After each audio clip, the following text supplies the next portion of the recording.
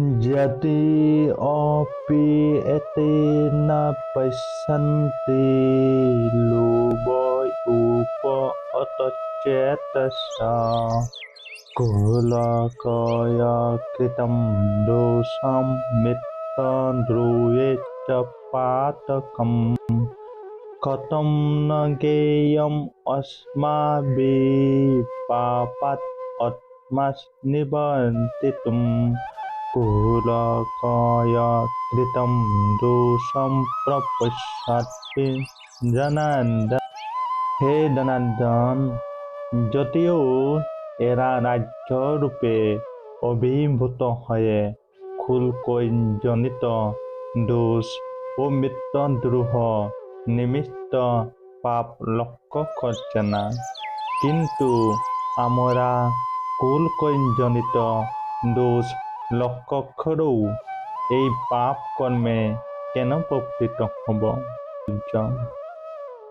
যুদ্ধে ও পাশা খেলায় আহ্বান করা হলে কোনো ক্ষত্রিয় বিরোধীপক্ষের সেই আহ্বান প্রত্যাখ্যান করতে পারেন না। দুর্যোধন সেই যুদ্ধে অর্জুনকে আহ্বান করেছিলেন, তাই যুদ্ধ করতে অর্জুন বাধ্য ছিলেন।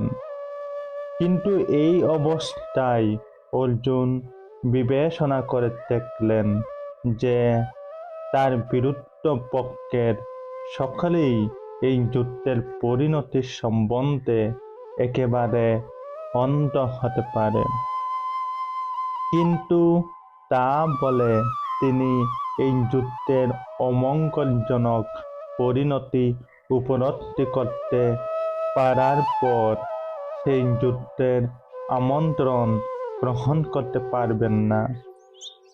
এই ধরনের আমন্ত্রণের বাধ্যবাধকতা তখনই থাকে যখন তার পরিণতি মঙ্গলজনক হয়, নতুবা এর কোনো বাধ্যবাধকতা নেই।